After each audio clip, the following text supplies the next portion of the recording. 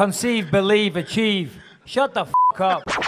This is Believe You Me on the Gas Digital Network. I wanted to talk about CB Dolloway's fight.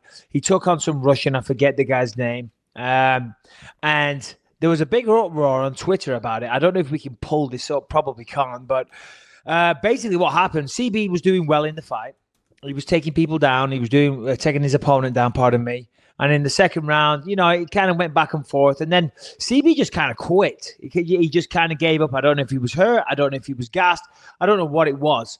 But towards mid part of the second round, he just led on the floor in the fetal position and covered up like a little baby, right? Just wanting the fight to be finished. And the opponent continued beating on him for about 2 minutes straight. I mean, and CB wasn't doing anything. He wasn't trying to get an underhook. He wasn't trying to block the punches.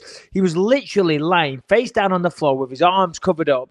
And I thought, wow, well, this is over. Jesus Christ, Herb, stop the fight. Herb, stop the fight. And I don't know what it is, but Herb Dean seems to be, letting this happen a lot lately. And believe it or not, the fight actually made it out of the round. I think there was like 2.5 minutes left whilst CB stared at the floor in the fetal position. The end of the round came. CB wouldn't get off the floor. And Herb Dean said to him, CB, if you don't get up, the fight is over. CB. And me and Callum, my boy, we're watching it. He's like, yeah, no shit, dickhead. I've been wanting the fight to be over for the last 3 minutes, but he was just too proud to tap. He didn't want to tap. He wanted to fight. Are you watching it right now? Yeah, I'm watching it right now as I talk to you. Just to, yeah. So here's the thing. It's funny. I was going to say, like Herb said to him, is like, CB, if you don't get up, I'm going to bring him back over here and let him get on top of you again. Yeah. And beat the shit out of you some more. If you don't get up, the fight's over. He's like, yeah, no shit. I don't. What else am I going to do, buddy? I've stared at the floor, covering up and doing nothing for almost 3 minutes. Yeah, the fight is over. It's crazy. Herb Dean does seem to be dropping the ball. Okay, here we go. It's weird with that a minute left. Here's the thing, though, is he's covering up, so it is a weird thing, right? Where it's like he's not landing these clean shots. No, he is. Look, he's doing nothing. Now he's mad. He's doing nothing. He's staring at the floor. He's doing nothing. He's eating shots. I mean, we're watching the video for people listening to the audio. He's doing nothing. He's not trying to better his position. Is that I thought the rule was, and you know much better than anybody else, I thought the rule was, and clarify this, because I know, defend yourself. Yeah, I know that they break down before the fights, like you have to meet with the referee and the judges, and they specify, you know, what they're going to be looking for. Like, is there a lot of discrepancy between the way the judges or the referees sort of break that down for you? Because my understanding was intelligently defending yourself was meaning covering up, moving, not necessarily advancing position, but defending yourself and not taking, you know, significant damage because you're, you know, with your mind saying, I'm covering up, I'm moving, I'm connecting with that. And I feel like he never stopped covering up. He didn't cover up, but that's not an intelligent defense. Staring at the floor with your hands like this, right, is not an intelligent defense. Some referees will say you got to improve your position, you know, but that's not an intelligent defense. An intelligent defense is trying to maybe tie an arm up, you know, get half guard and get an overhook so the guy can't punch you as much. Lying face down on the floor with your guard up is not an intelligent defense. And you're right, it does vary from referee to referee. You know, and as you mentioned, every referee comes into the locker room beforehand and they give you what they're looking for. And some will say you need to improve position. Big John McCarthy, he's very good at that. Well, he used to be when he refereed. He would be very clear what he was looking for. When he says, I need you to fight back, he'll say, that doesn't mean just cover it up or defend yourself. It means improve your position, get back to your feet, escape the position. If you're in full mount, maybe get half guard back. You got to show the referee that you still want to be in the fight. And I'm sorry, but lying face down on the floor with your guard up, that doesn't. And, you know, CB could have been really hurt there. He could have been really hurt. The point where he turns, where he's belly down, not doing anything, that's the moment where it should have been stopped. Yeah, that's crazy. I'm watching it. I'm watching it really closely. Wow. Yeah, and he just keeps getting teed off on, you know. And he could get hurt. I mean, I like CB. It was a shame. I thought he'd win that fight. CB's very talented, but, you know, he's another guy. He's been around for a while. See? He's just taking it. Yeah. At the end, when the round stops, the last 8 seconds, it's like he's face down, just taking shots to the chin. It's not even like he's getting shit on the hands. Yeah, you're right. You're 100% right. I don't know what. Yeah. Thank you, Lewis. Thank you for not undermining me on my own podcast, but I appreciate that. But that's what's great. I love it when you undermine me. We need healthy debate and discussion. Well, I feel like from what I saw before where we were just showing on the video, like he was covering up, but when he turns, that gets crazy. Yeah, definitely. What is going on with that? Did Herb Dean Harrington, you would know, did he give any defense to what happened there? Any interview, any question? Because that's an extreme example. So. Yeah, well, he's been doing that a lot recently. Of course, who was the other one? Mario Yamasaki, he had a couple of bad ones recently. But yeah, Herb Dean seems to be doing that. I mean, at the weekend on Twitter, some Twitter account shared classic fight moment between me and Anderson Silva. And there was a Herb Dean moment in that as well, obviously. End of the third round, Anderson Silva got that flying knee on me when I was pointing at the floor, asking for my fucking mouthpiece. Now, to be fair, you can't call a stop in the fight, but Herb Dean could have, he could have said, well, hold on, give the guy his mouthpiece, because the rule with getting your mouthpiece back is that there has to be a break in the action. And when there's no punches being exchanged, that's a break in the action. And he didn't give me my mouthpiece back, but whatever. I still got all my teeth. Question. We probably did discuss it. Were you winning that round up until that point of that round? I was winning. I won round 1, won round 2. I was winning round 3, but he dropped me with the flying knee right on the buzzer. Because a lot of dicks on Twitter, a lot of people on Twitter still go, oh yeah, it's bullshit, man. He knocked you out. That should have been a finish. No, I went down on the bell and I wasn't unconscious. Yeah. You know what I mean? And I got back to my feet. Anderson fucked up by celebrating for too long and giving you more time to recover between the rounds. He started getting up on the cage like an idiot. Like a fool. And the funny thing is that people always talk about that fight and they go, oh yeah, could you imagine for Anderson, the adrenaline dump? And he says, the guy thought that he'd won. And then he's going to go back. Imagine climbing a fence. Imagine that. And Jason Perillo always says, what the fuck are you talking about? Adrenaline dump?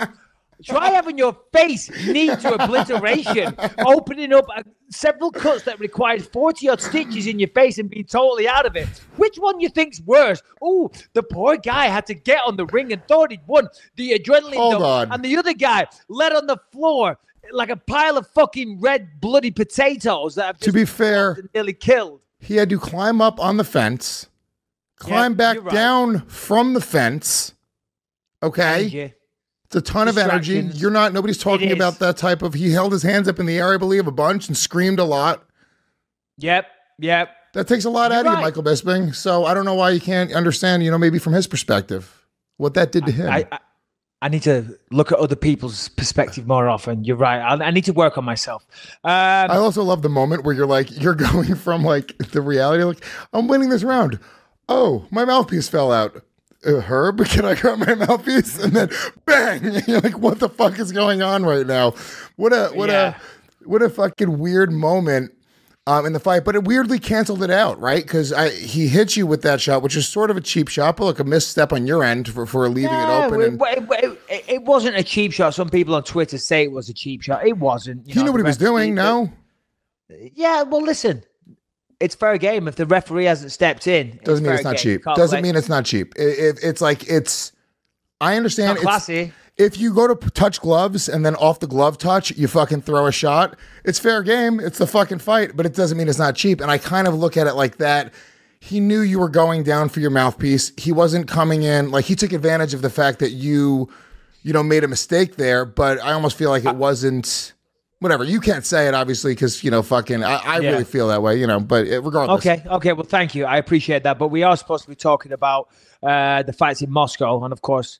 Let's talk about your victories. Let's talk about... Yeah, fuck it. Why not? Screw Moscow or Moscow.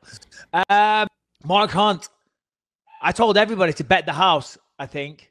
On Mark I think we actually have the audio of what Michael Bisping said specifically. You want to pull that up, Harrington? Yeah, that's right. Aleksei Oleinik. Mark Hunt is going to win this fight. Listen, I'm willing to bet my house on it, so I will be going to betthiside.com, and I will be using the promo code BYM120 because the house. Okay. Did you go there and you bet the house? How much did you lose? $1 million. No. All right. So what? I got it wrong. You know, that is the thing on MMA. That is why betting on MMA, which I do recommend if you get a great killer deal, like with BetDSI, but it's a risky business. Like a lot of people that like to gamble a lot of money, they often they'll text me and say, right, big fight this weekend. Who's going to win, Mike? And I'm like, shit, I know these guys. There's one in particular that messages me every time, and he's a big gambler. He'll fly out to Vegas on a private jet, and he's one of those guys. He's a wealthy man, and he gambles big. And he's like, yeah, I'm gonna put 100 grand on this fight, and I'm like, holy shit, man.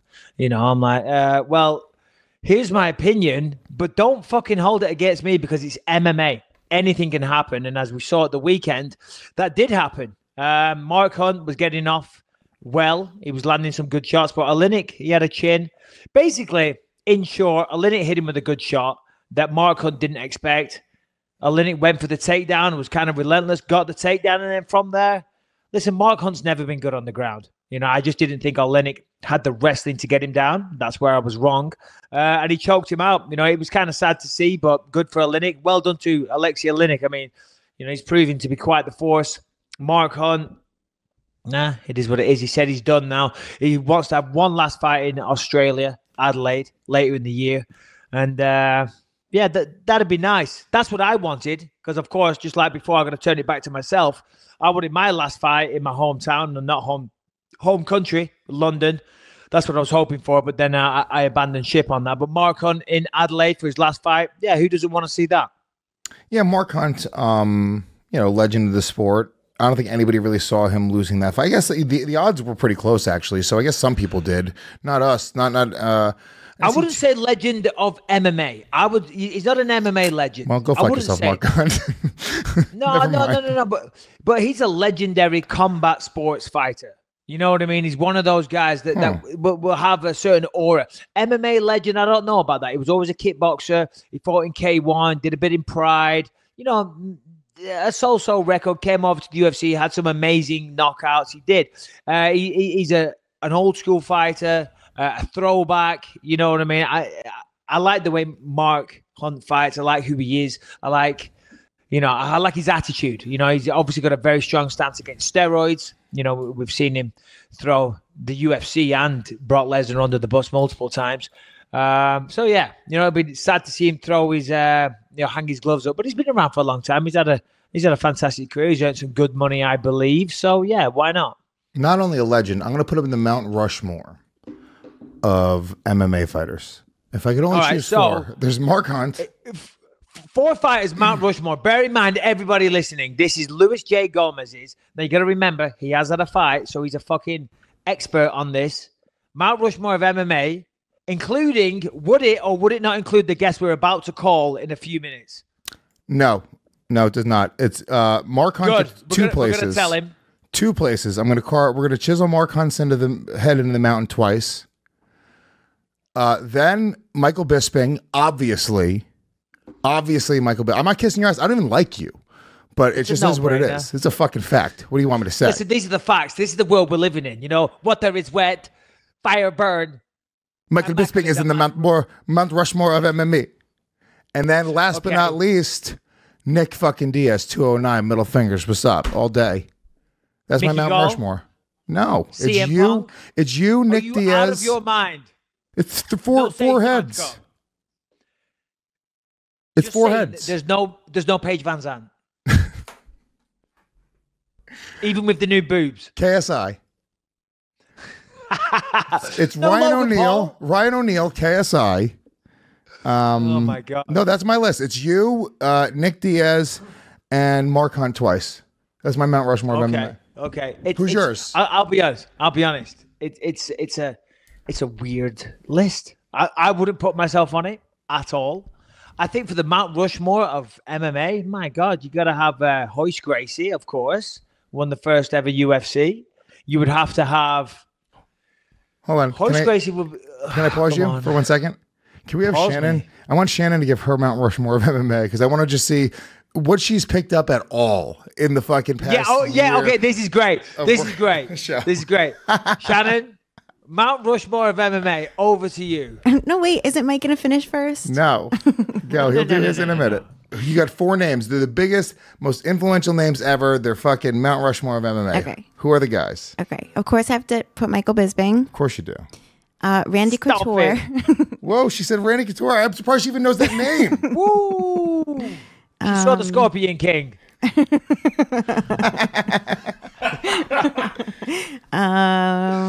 She was the only one. Wow. Can I Tito Ortiz? There you go. Smart. Boom. Lyoto Machida. Okay. Okay. She just named the name. The fact that she even tapped it in at the end, I'm like, fuck it. She named the name.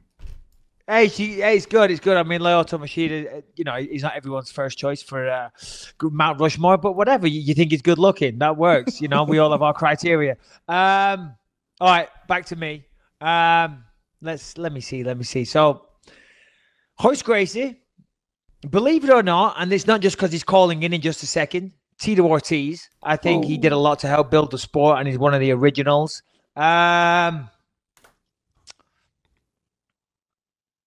GSP, George St. Pierre, and then one more. Jeez Louise. Is it 4 on Rushmore or 5? It's 4 on Rushmore, yeah. Hoist Gracie, Tito Ortiz, GSP, and I'd like to say someone like Chuck Liddell or Randy Couture. I don't know. We'll come back to that one.